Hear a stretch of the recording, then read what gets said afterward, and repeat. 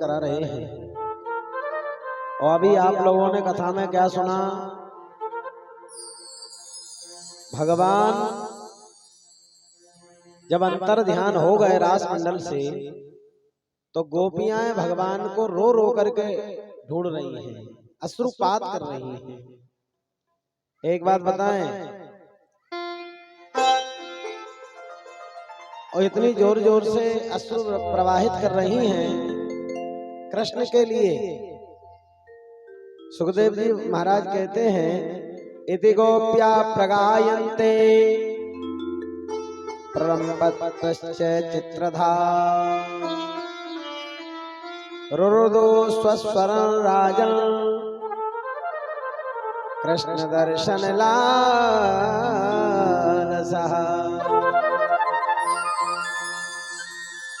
गोपियों का रोने का उद्देश्य क्या है कि भगवान का हमें दर्शन हो जाए, इसलिए रो रही है।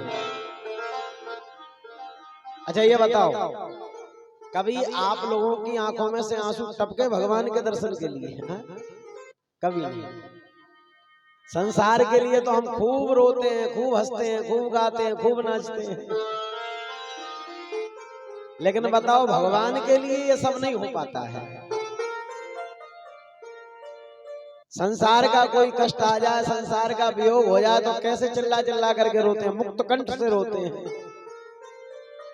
लेकिन सज्जनों, कभी कभी अपने परमात्मा के लिए भी अश्रुपात करके देखो। भगवान के भजन में, भगवान की कथा में सुन सुन करके अश्रुपात हो जाए तो समझ लेना भगवान की अब कृपा हमारे ऊपर बरस रही है। बोलो जय श्री कृष्ण। जय श्री कृष्ण। रुरुदु स्वस्वरं राजन कृष्ण दर्शन लालसाः। कृष्ण के दर्शन के लिए रो रही हैं, तो ये अश्रु भी तुम्हारे वंदनीय हैं। सुखदेव भगवान कहते हैं, भगवान ने देखा कि यदि मैं, इन्होंने यहाँ गोपी गीत भी गाया, भगवान ने देखा यदि मैं प्रकट नहीं हो विलंब से प्रकट होऊंगा तो ये गोपियां मर जाएंगी मेरे वियोग में। उसी समय भगवान गोपियों के मध्य में प्रकट हो गए। बोलिए रास बिहारी भगवान की।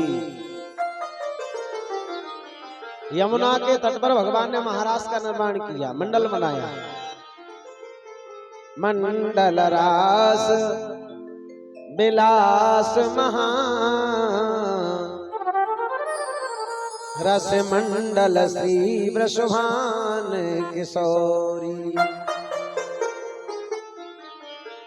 पंडित को के कला गुण मंडित अकोटि के राजत गोप कुमारी। तान तरंग को रंग बढ़ियो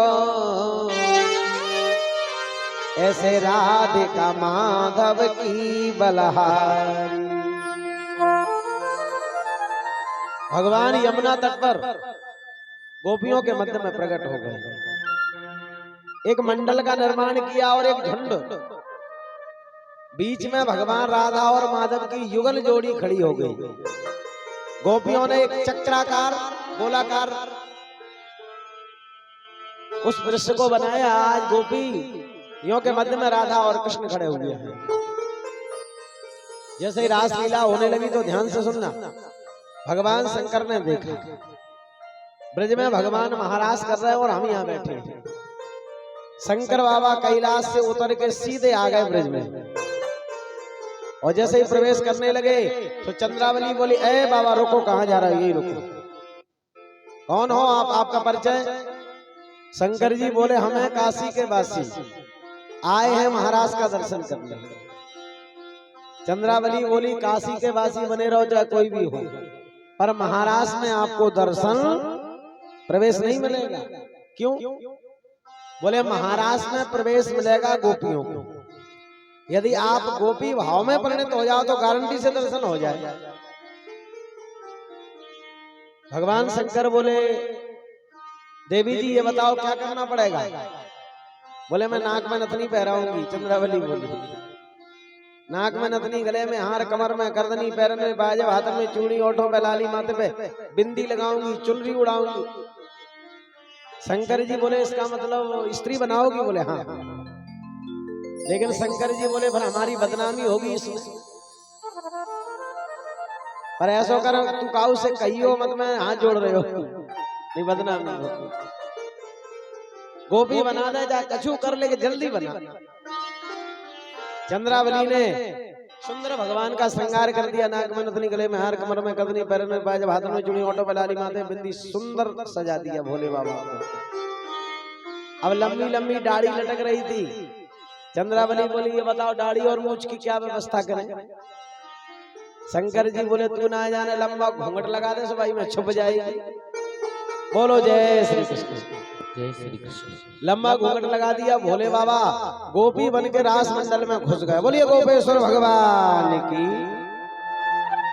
और दूर जाके खड़े हो गए एक साइड में।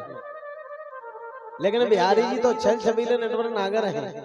दाएं बाएं दृष्टि घुमाई, भगवान समझ गए आ गए कैलाश पर्वत से भोले बाबा गोपी बन के। वो खड़े हैं। एक बात बताएं, शंकर जी ने विचार किया अब तो दर्शन हो जाए हमें। लेकिन बिहारी जी ने सोचा थोड़ा मजाक कर लें, थोड़ा विनोद कर लें, हास्य कर लें। भगवान बोले गोपियों रास लीला होगी बाद में, लेकिन रास लीला को एक नियम है। क्या नियम है? कि एक एक गोपी मेरे बगल में आ जाओ और घूंघट खोल के मुखारबिंद का दर्शन कराओ। बोलो जय श्री कृष्ण। जय श्री कृष्ण। जैसे ये सुना तो शंकर जी को पसीना आ गया। राम राम राम ये क्या बोल रहे हैं बिहारी जी? लेकिन शंकर जी ने मन को समझा लिया, नंबर इधर से लगेगा, हम तो इधर खड़े हैं। लेकिन मेरे सुखदेव भगवान कहते हैं बांके बिहारी दौड़ करके गए जिधर भोले बाबा खड़े थे। बोले नंबर इधर से लगेगा, इधर से। शंकर जी घूंघट पकड़े हैं, लंबी लंबी श्वास खींच रहे, दांत पीस रहे। नंबर लगाना था वहां से लगाते, लेकिन यही क्यों आ गए? शंकर जी बोले ऐ गोपी घूंघट खोल। कन्हैया बोले घूंघट खोल। शंकर बाबा घूंघट पकड़े हैं। अब ऐसी दौड़ लगाई मेरे भोले बाबा ने, ऐसी दौड़ लगाई कि छम छम करते हुए बीच में जाके घुस गए। जैसे ही बीच में घुसे तो पीछे से बिहारी जी चुनरी पकड़ के चले गए अंदर, वो भी घुस गए। भगवान हंस करके बोले मोको काऊ गोपी को घूंघट ना खोलना। पर ये जो मोटी तगड़ी गोपी है ना, जो उछल कूद ज्यादा कर रही, इसका घूंघट तो जरूर ही खोलूंगा। बोलो जय श्री कृष्ण। जय श्री कृष्ण। शंकर जी को पसीना आ गया। राम राम राम। बिहारी जी तो बिल्कुल हाथ धो के पड़ गए मेरे पीछे। भगवान बोले ए गोपी घूंघट खोल, जल्दी खोल। शंकर जी ऐसे घूंघट पकड़े हैं। और आप जानते हो पुरुष कोई साड़ी पहन ले तो उसकी चाल ही बड़ी मस्त लगती है। मेरे बांके बिहारी का जैसे ही बांके बिहारी जी ने घूंघट खोला तो क्या देखा? भोले बाबा के नाक में नथनी, माथे पे बिंदी। कन्हैया हंस करके बोले कहो भोलेनाथ ये बिंदी कैसी लगी है? शंकर जी बोले महाराज देखना है, घूंघट बंद करो। ऐसे महाराज सुंदर भगवान का विनोद हुआ। यहाँ रास मंडल का शुभ निर्माण हो गया और भगवान रास विहार करने लगे। रासोत्सवा संप्रवृत्यो गोपी मंडल मंडिता योगेश्वरेण कृष्णेन तासां मध्योर्द्वयोर्द्वयोः। एक गोपी के संग एक कृष्ण। राधा माधव की जोड़ी मध्य में खड़ी है और गलबरियां डाल करके थाता तैयार कर रहे हैं। शरद पूर्णिमा की रात्रि में कामदेव अपनी बाणों का बौछार कर रहा है भगवान के ऊपर। भगवान सुंदर झूम झूम करके नाच रहे हैं।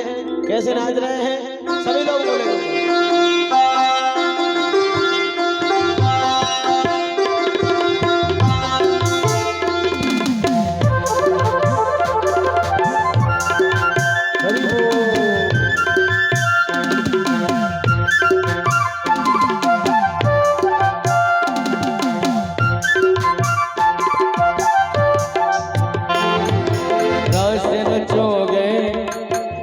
रचोगे यमुना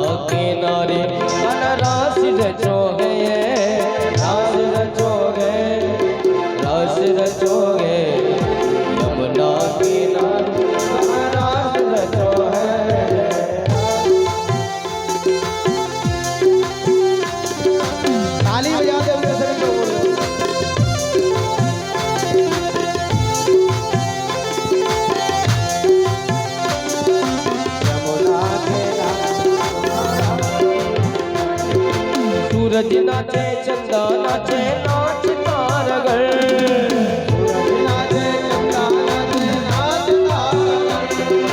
सूरज नाचे चंदा नाचे नाच तारगढ़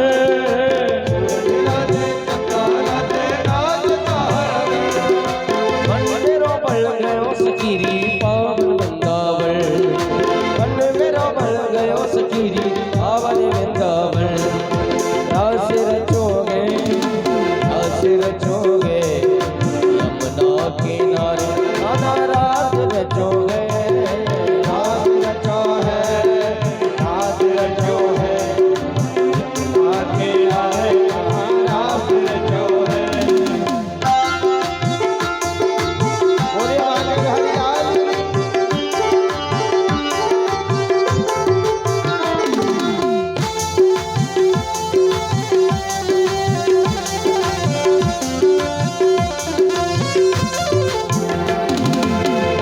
नाचे शंकर नाचे नाच देवगण ब्रह्मा नाचे शंकर नाचे नाच देवगण ब्रह्मा नाचे शंकर नाचे नाच देवगण ब्रह्मा नाचे शंकर नाचे नाच देवगण बल मेरो बल गयो सकीरी पावन वृंदावन बल मेरो बल गयो सकीरी पावन वृंदावन गोकुल में देखो दावल में देखो बंसी बाजे रे श्याम संगो राधा नाचे रे श्याम संगे राधा नाचे रे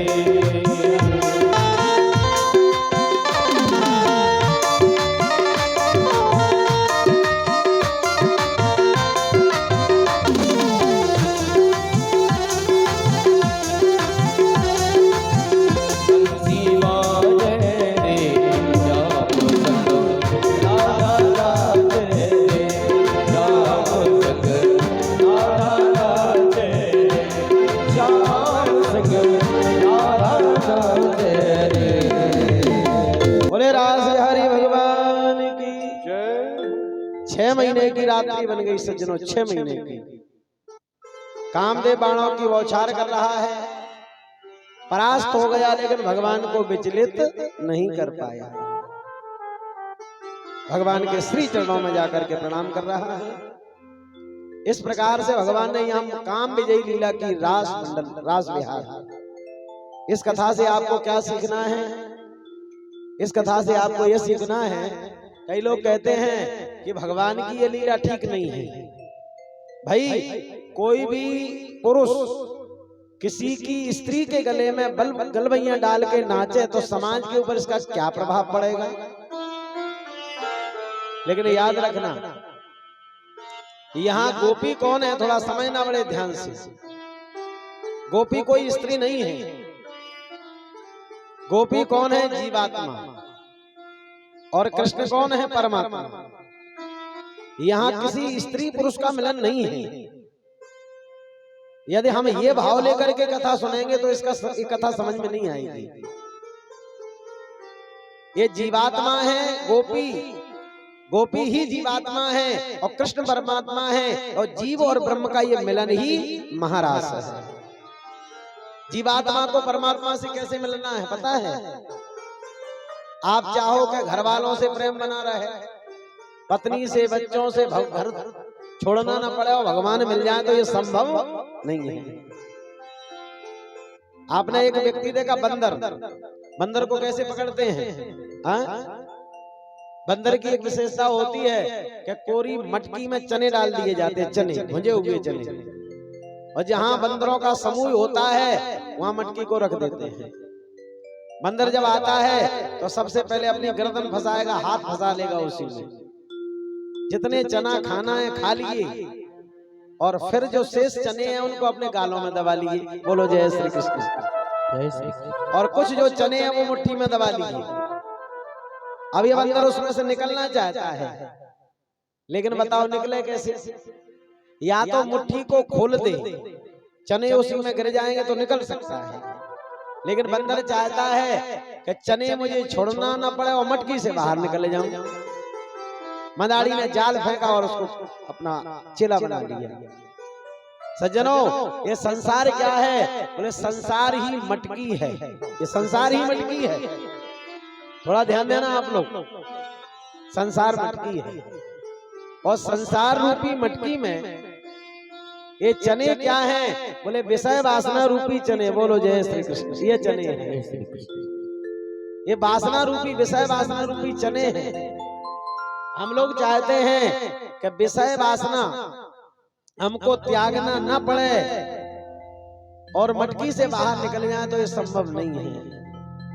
जब तक हम विषयों का हृदय से परित्याग नहीं कर देंगे, तब तक संसार रूपी मटकी से हमारा उद्धार नहीं हो सकता है।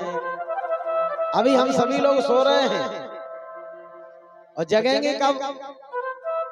मोह रूपी रात्रि में सभी गहरी नींद में पड़े हैं। अभी हम जगे नहीं हैं। तुलसीदास जी महाराज कहते हैं, बोले जानिए तब है। अभी हम सो रहे हैं, थोड़ा ध्यान से सुनना।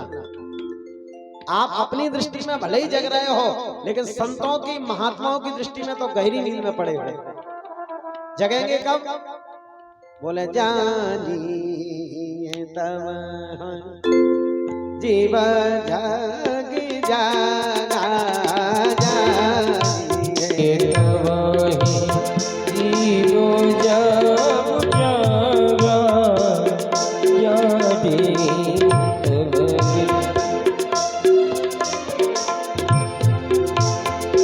जब सब विषय विलास मेरा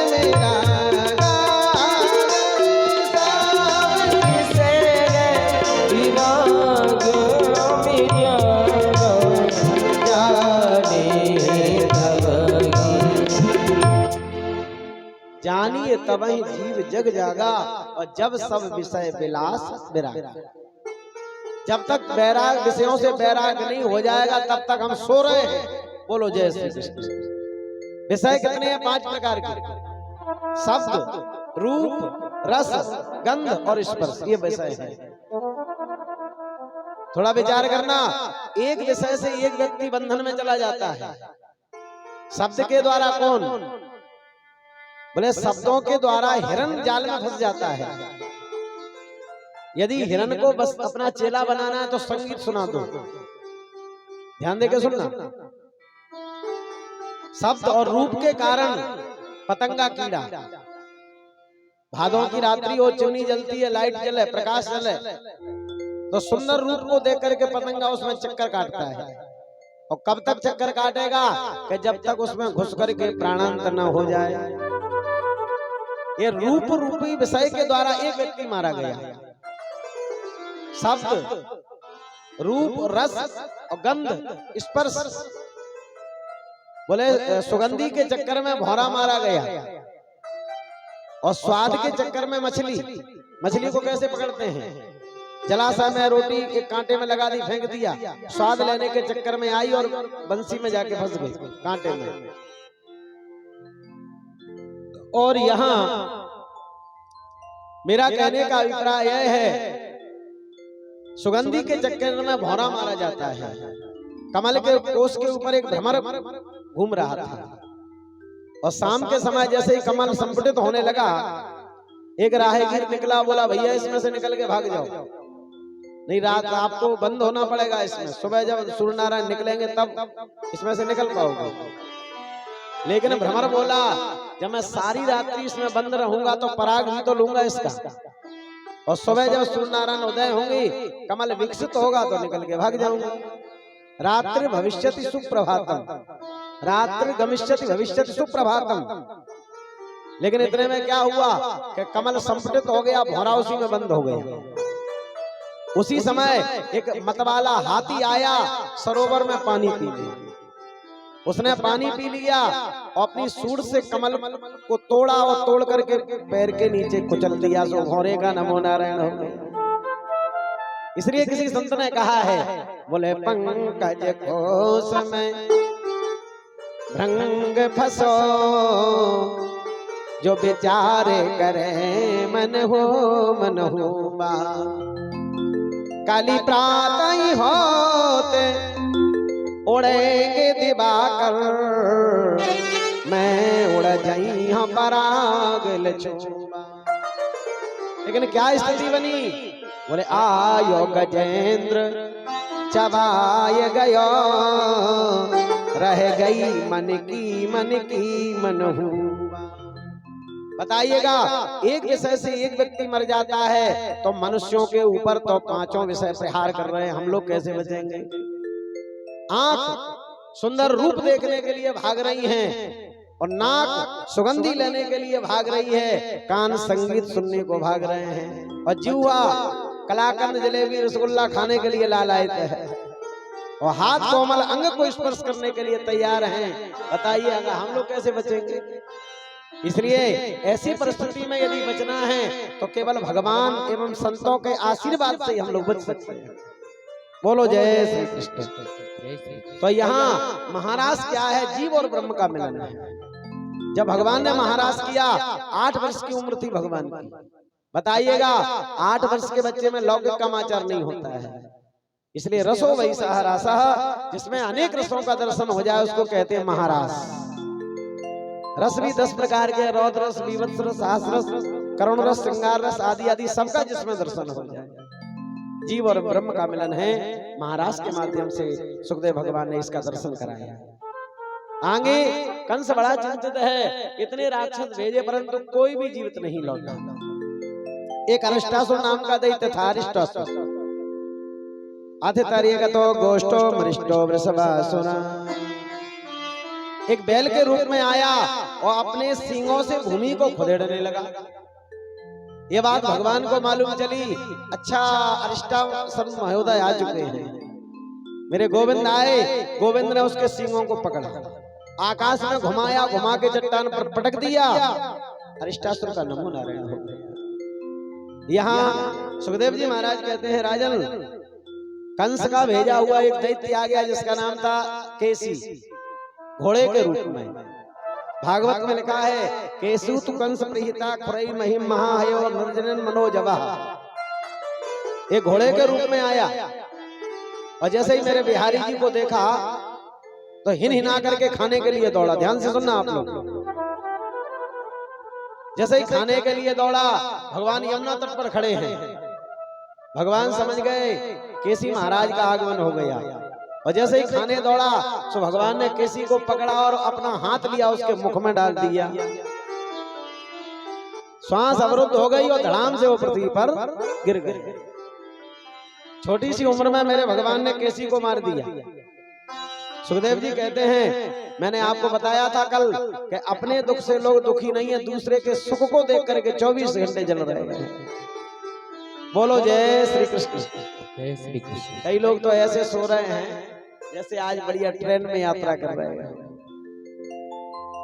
एक बात बताएं, एक जगह हम कथा करने गए, और जैसे ही कथा करने गए तो हमने देखा कि हमारा कथा कहना प्रारंभ, और एक 80 वर्ष की बुढ़िया बैठी सो उसका सोना प्रारंभ। एक दिन हो गया, 2 दिन, और आप जानते हो कथा में कोई सो जाए तो वक्ता को बहुत डिस्टर्ब होता है कि नहीं?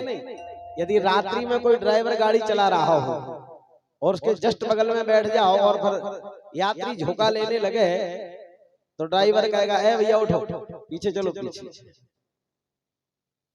एक दिन हो गया, 2 दिन, तीसरा दिन जैसे ही हुआ तो हमने उन माता जी को शाम के समय बुलाया आरती के बाद।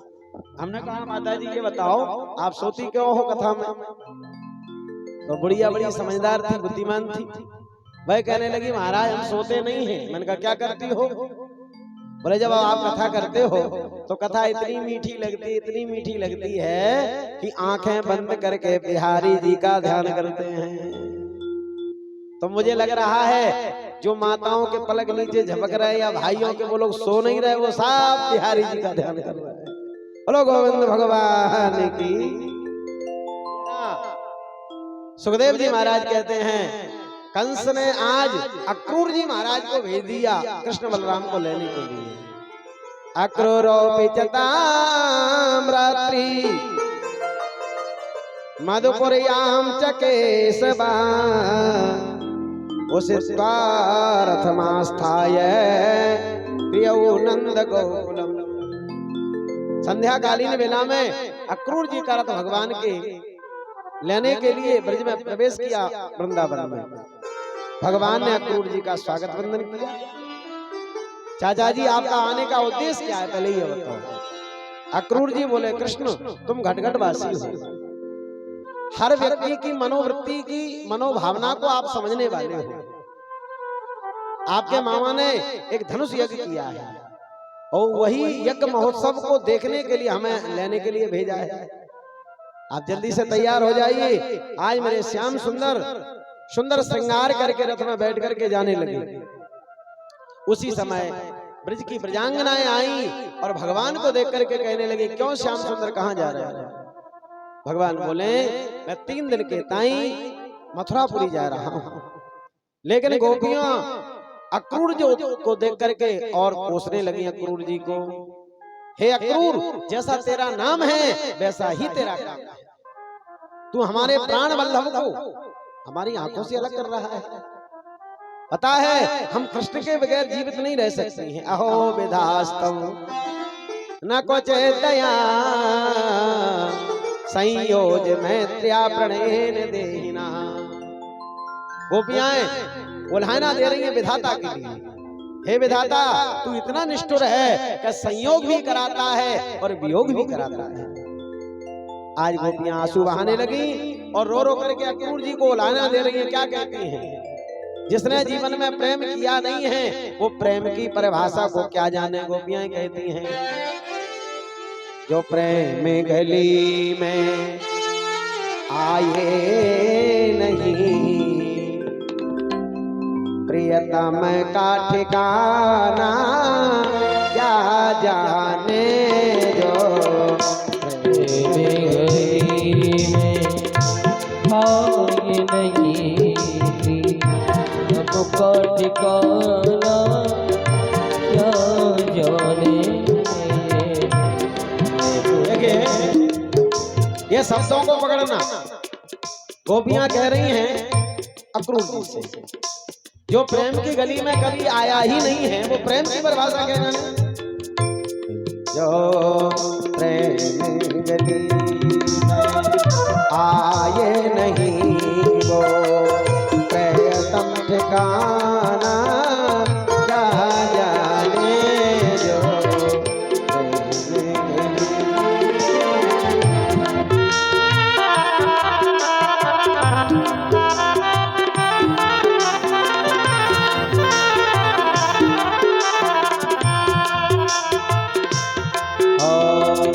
जिसने कभी प्रेम किया ही नहीं वह प्रेम निभाना क्या जाने।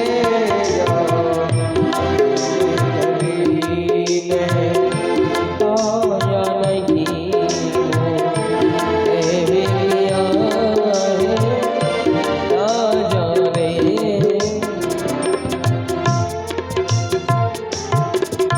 अक्रूर जी को कह रही है गोपियां, सुनते हो?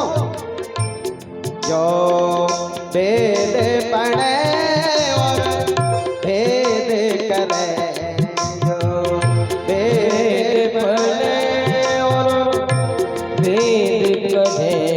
देखिए, जिसने वेद का अध्ययन कर लिया है, शास्त्रों का जिसने अध्ययन कर लिया है ठीक से, वो किसी में भेद नहीं करता है। ध्यान रखना भाई, पुरुष स्त्री धनवान गरीब ये सब भेद दृष्टि कहाँ है? जहाँ ज्ञान नहीं है वहाँ। जो वेद पढ़े और भेद करे, भेद पढ़े और भेद करे, मन में नहीं निर्मलता आए, मन में नहीं निर्मलता। कोई के तेना ज्ञानी बने बाने को पाना क्या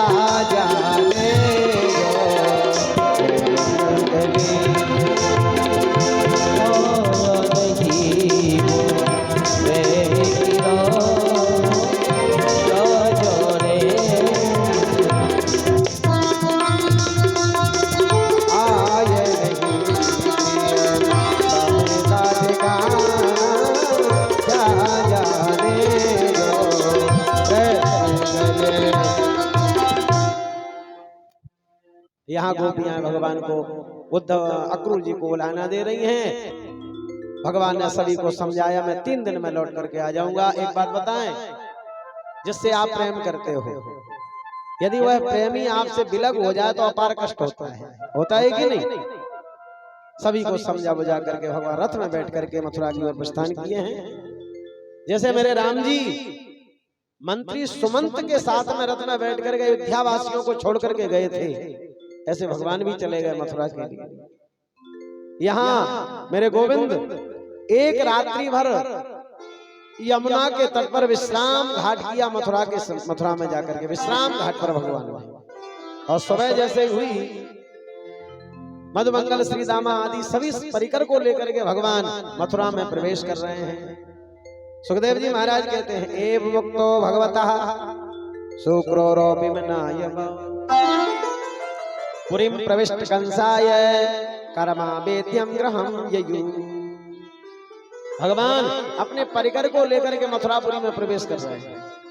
जैसे ही प्रवेश किए तो मधुमंगल ने कहा, दादा मथुरा की गली कितनी बड़ी बड़ी दुकानें सज रही हैं मथुरापुरी में, बोलो जय श्री कृष्ण। कपड़ों की दुकानें, मिठाइयां सजी हैं, गली चौराहा चारों ओर से मथुरा का दिव्य सौंदर्य। सारे सखा बोले, कन्हैया मामा की नगरी में जा रहे हैं और फटे पुराने कपड़े हैं, कपड़न की व्यवस्था है जाए तो कितने मस्त लगे। भगवान बोले, भाई पैसा तो है नहीं, अब कोई दे देगा तो मांगेंगे, बात करेंगे आगे। जैसे ही आगे बढ़े, कहा देखो कि रजकम कश्चिदा यंतम रंग कारम गदाग्रज। एक रजक महोदय को भगवान ने देखा, यानी धोबी को, जो वस्त्रन की पुटरिया लेके कंस के दरबार में जा रहे हो। सुखदेव जी बोले, कन्हैया ने आवाज लगाई संस्कृत में, श्रीमान रजक महोदय मम पार से आगच्छ। भैया रजक, लेकिन संस्कृत भाषा को वो रजक क्या समझे? जब समझ नहीं पाया तो भगवान ग्रामीण भाषा में अपने शब्दों को निष्कृत करने लगे। भगवान कहने लगे, अरे मामा जी प्रणाम। जैसे ही मामा शब्द सुना, रजक महोदय ने पीछे मुड़ के देखा तो श्याम सुंदर खड़े हैं, घुंघराले बाल हैं, मोर का पंख है, कारी कमरी है। वह रजक बोला, क्यों जी मैं तेरा मामा कैसे लगूं, पहले ये बता। भगवान हंस करके बोले, ये मथुरा नगर के जो राजा है ना कंस महाराज, मेरे सगे मामा हैं, और याई नाते थे तुम मेरे मामा लगो, बोलो जय श्री कृष्ण। एक बात बताएं, इस गांव में कोई भांजा आ जाए तो 2 रिश्तेदारी उसकी ज्यादा चलती है, एक मामा एक मामी, बस कोई भी मिले यही शब्द बोलेगा। जैसे यह सुना, रजक कहने लगा, या के मारे देवकी का लाल है। कन्हैया बोले, ठीक पहचाना, मैं देवकी का लाल है। जैसे ही रजक ने इस शब्दों को सुना तो भगवान को अपशब्द बोलने लगा। क्या कहने लगा, ईदृशान्य वासांसी नित्यम गिरि वने चरः। गिरि माने पहाड़। हे कृष्ण, तू पहाड़ों में रहने वाला है, पोखरों का पानी पीने वाला है, गायों को चराने वाला है, तुझे शर्म नहीं आती जो पोशाक मांग रहा है, राजाओं की ड्रेस मांगता है। भगवान बोले, मामा जी यदि वस्त्र नहीं देना है तो 2 टूक मना कर दो, दुनिया की बातें क्यों करते हो? कभी कभी ऐसा होता है, कोई आपसे कुछ मांगे तो देना तो है नहीं, लेकिन दुनिया की खरी खोटी सुनने को और मिले। अरे भाई यहाँ शिक्षा ले लो, यदि नहीं देना है तो एकदम मौन हो जाओ, मना कर दो ना, ज्यादा क्यों बोलते हो? जब बात आगे बढ़ गई तो भगवान ने देखा ऐसे नहीं मानेगा ये। भगवान बगल में पहुंचे और एक छलांग लगाई और ऐसा थप्पड़ मारो उसकी गाल में, सो गर्दन कट के 5 फुट दूर जाके गिरी। भागवत में लिखा है, रजकस्त कराग्रेणः सहकयाद पातयत्। ऐसी थप्पड़ मारी कि गर्दन कट गई और 5 फुट दूर गिरी। भगवान बोले, रजक मामा तो मर गए हो, अब ऐसा करो मन मन की ड्रेस छांटना।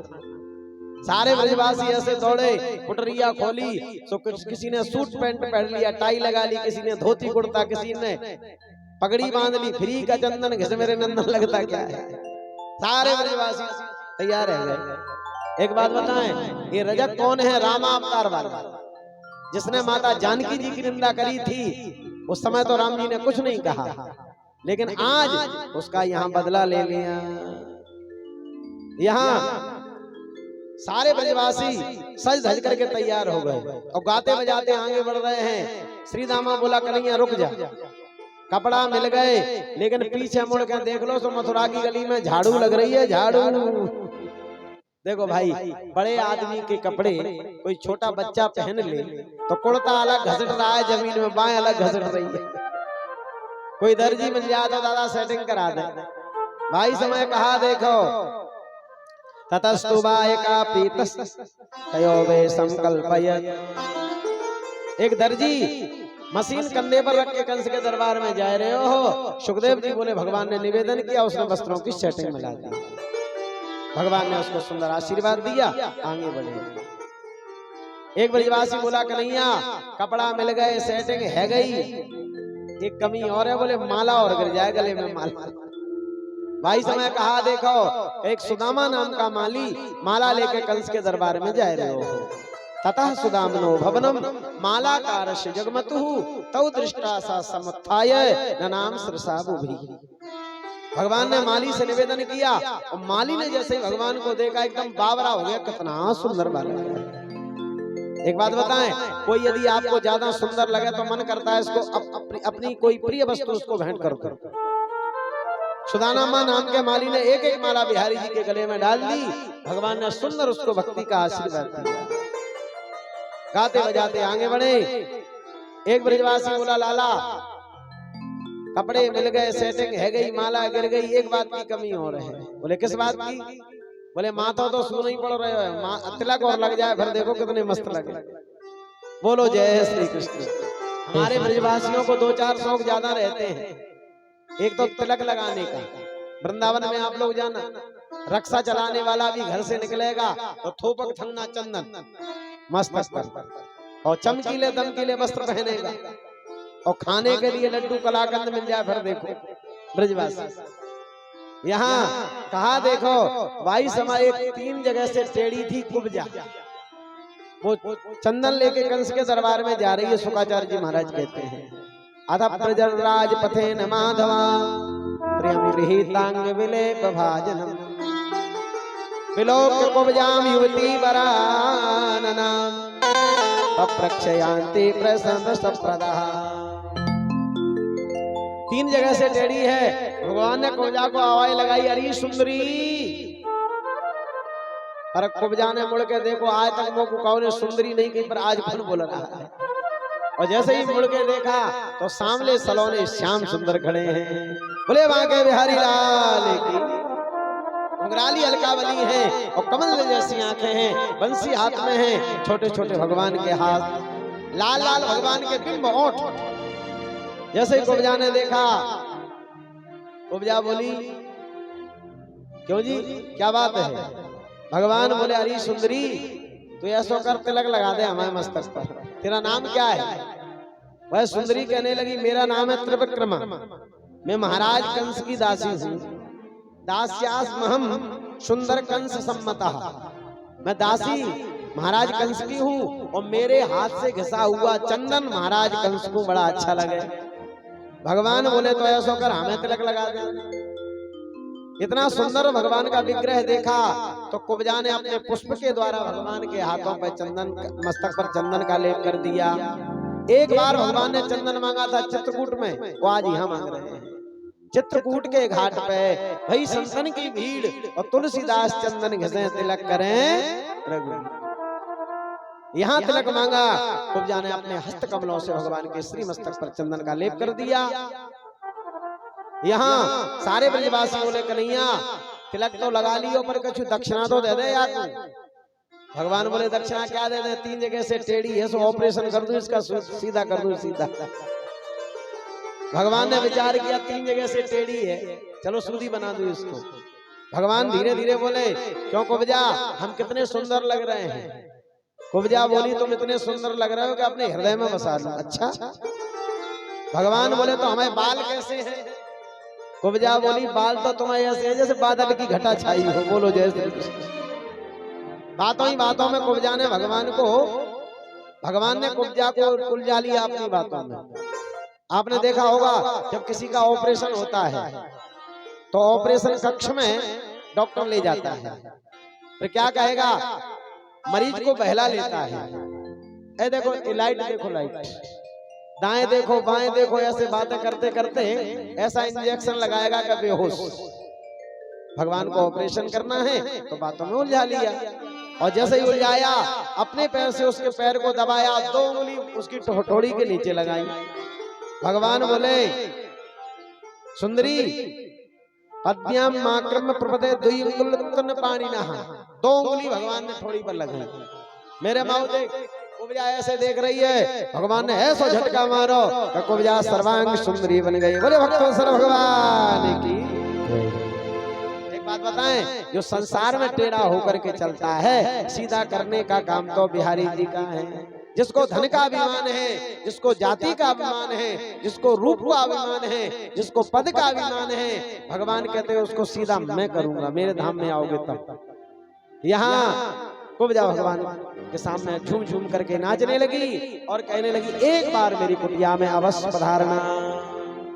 कुब्जा बड़े भाव से नृत्य करते हुए गा रही है भगवान के सामने, झूम झूम करके बोले, जाऊं तो पे बलिहारी, तेरे मोटे मोटे, तेरे मोटे मोटे, तेरे मोटे मोटे नैन गजेरा, जाऊं तो पे बलिहारी, तेरे मोटे मोटे नैन गजेरा, जाऊं तो पे बलिहारी।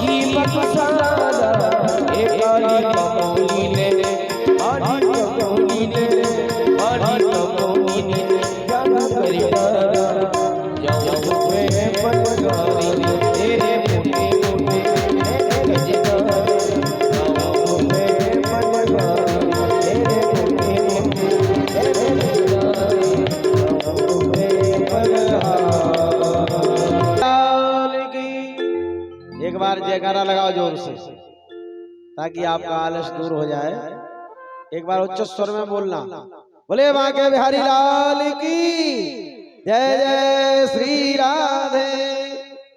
एक बात बताएं, कौन नहीं बोलता आपको पता है?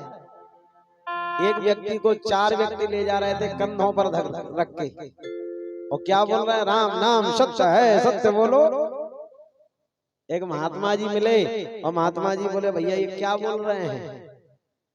क्यों बोल रहे हैं? बोले राम नाम सत्य है। अब इनको मालूम चल रहा है जब कोई मर गया कि राम नाम सत्य है, लेकिन ये व्यक्ति क्यों नहीं बोलता है?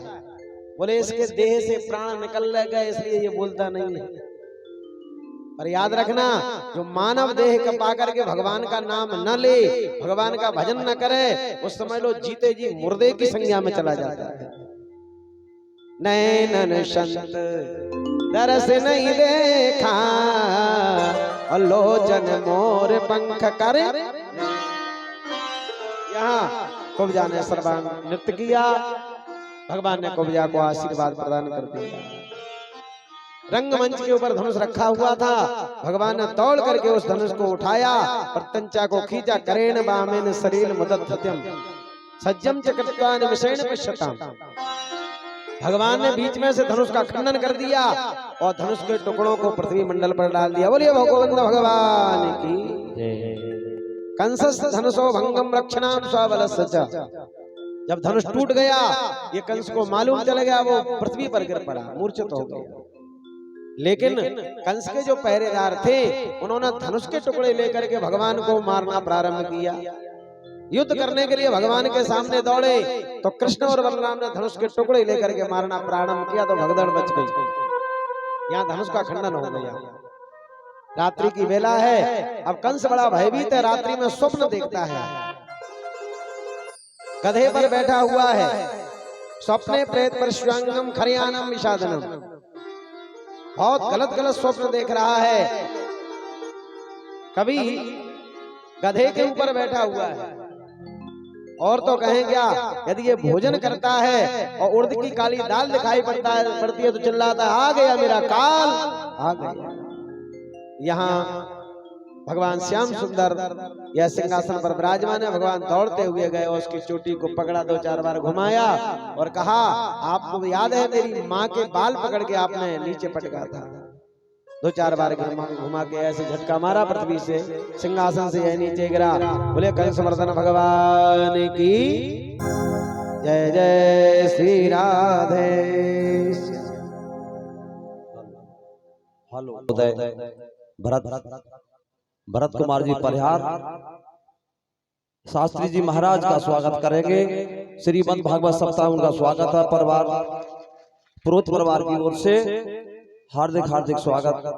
और कुछ राशि आई है उनकी ओर से भी, 1100 रुपए की राशि भरत कुमार जी की ओर से, जो कन्या विवाह है उनकी ओर से हार्दिक अभिनंदन। और 1 से 1 रुपए की राशि श्रीमती पूजा परिहार गौरव परिहार की ओर से, 1 से 1 रुपए की राशि श्रीमती रचना परिहार करण सिंह जी परिहार सेंटिंग वाले। 551 की राशि श्रीमान हरिश्चंद्र जी कुशवाहा शिक्षक कुंडलपुर वाले, उनकी ओर से 511 रुपए श्रीमान रवि कुमार जी पालीवाल शिक्षक हल्लूकापुरा की ओर से।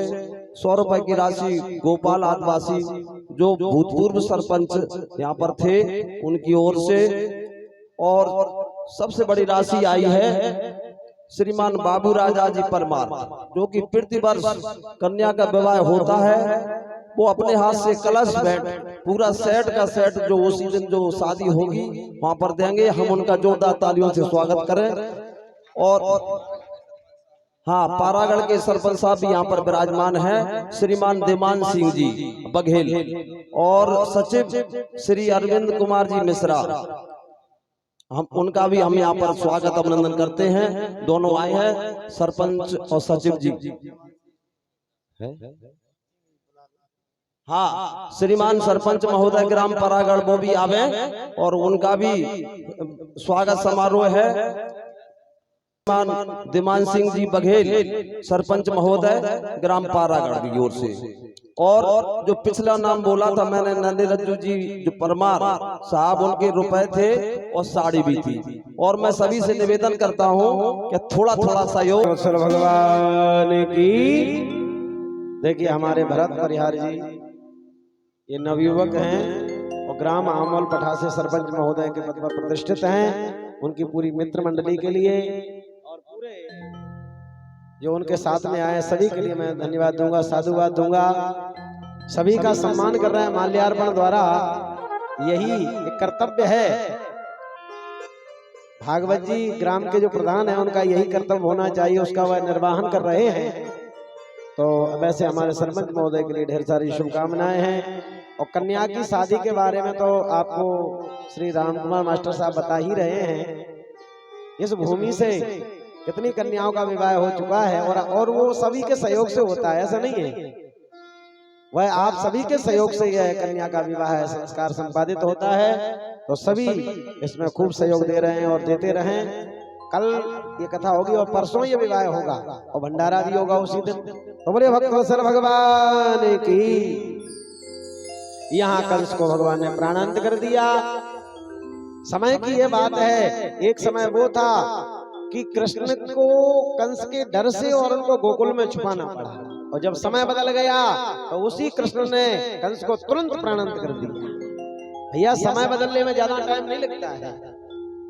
भगवान कहते हैं, किसी संत ने यहाँ तक लिखा है, बोले एक दिन कृष्ण को और वसुदेव लेके भाग गए, और एक दिन कंस को मारो आय क्षण में। एक दिन भारत में विजय भई अर्जुन की, और एक दिन भीलन ने लूट लियो वन में आए। समय की बात है। और एक दिन रावण ने काल बांधो पाटी ते, और एक दिन 10 शीश कटे पड़े रण में।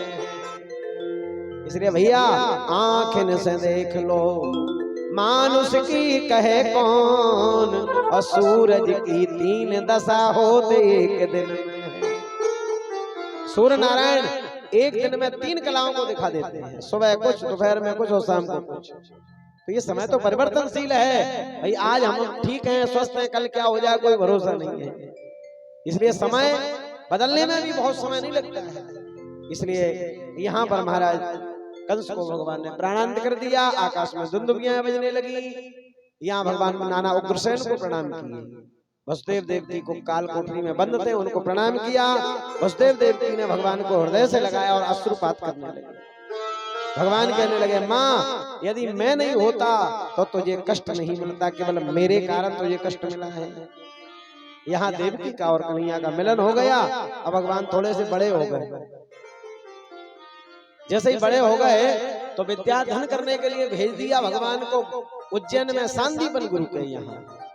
पिता वो श्रेष्ठ है, माता वो श्रेष्ठ है जो अपने संतान को संस्कार प्रदान करे। बोलो जय श्री कृष्ण। पढ़ा लिखा करके योग्य बनाए। मैं कई बार भागवत में कहता हूँ कि संतान जब तक पढ़ी लिखी नहीं होगी तब तक हमारे शास्त्र पुराण भागवत को सुनने वाले कहां से आएंगे बताइए। अपनी संस्कार को संस्कारित बनाए। यहाँ भगवान को पढ़ने के लिए उज्जैन में भेज दिया। वैसे भगवान को पढ़ने की जरूरत नहीं है, लेकिन मानवीय लीला कर रहे हैं, हम लोगों को बता रहे हैं। बोले जाके सहज संस्कृत चारी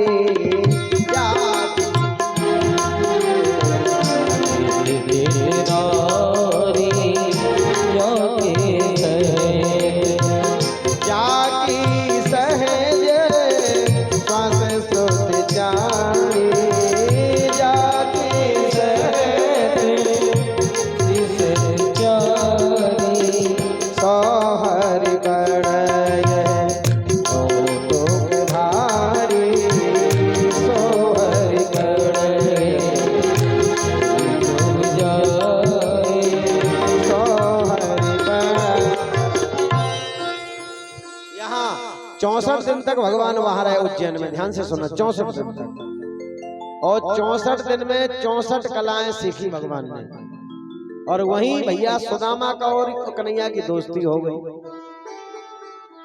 अपने गुरुदेव से कहा, बोले विद्या पूर्ण करके मैं जा रहा हूं तो गुरु दक्षिणा ले लो।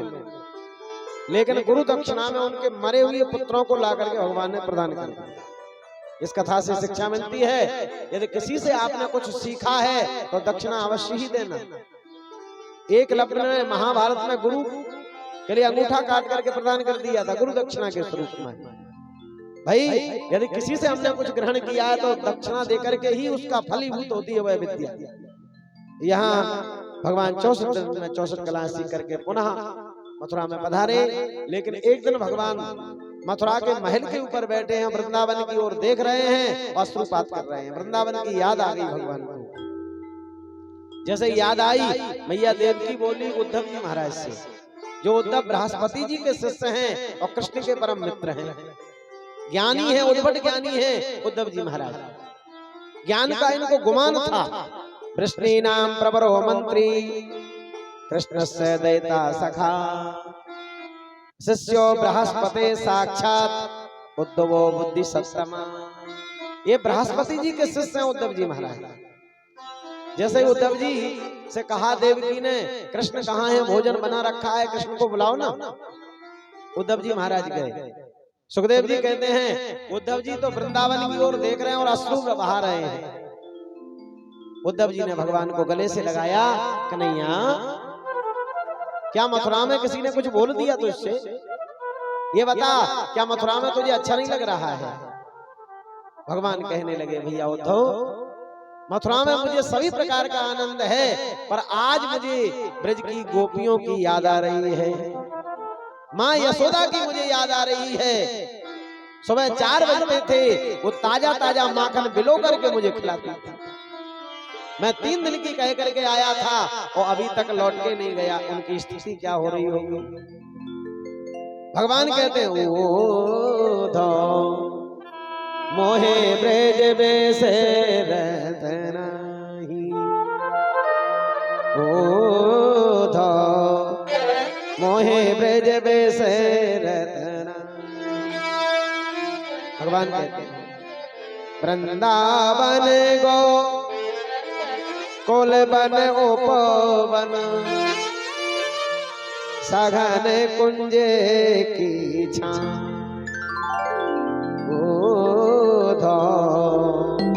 मोहे ब्रज बेस रतना।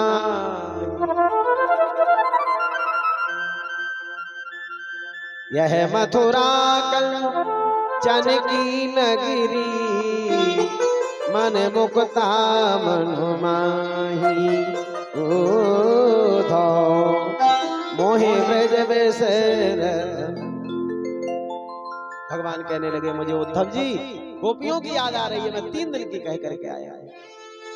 उद्धव जी समझाने लगे, हे कृष्ण, ब्रह्म ज्ञान सुनाने लगे, दुनिया में कोई किसी का नहीं है, गोपियां छोड़ो इनको। भगवान बोले, उद्धव तो ऐसा करो, तुम मेरा संदेश वाहक बन करके जाओ और गोपियों को समझा करके आओ। नहीं, मुझे पता है कि मेरे वियोग में वह देह का परित्याग कर देंगे। उद्धव जी महाराज भगवान कृष्ण का भेष बना करके और वृंदावन में प्रस्थान किए। गोपियों ने झुंड का झुंड देखा, वह भी आकर के खड़ी हो गई। अब ये कथा तो बहुत लंबी चौड़ी है, मुझे रुक्मिणी जी का मंगल कराना है। यदि मैं इस कथा को करूं तो 2 घंटे लग जाएंगे। ये ऐसी अद्भुत कथा है।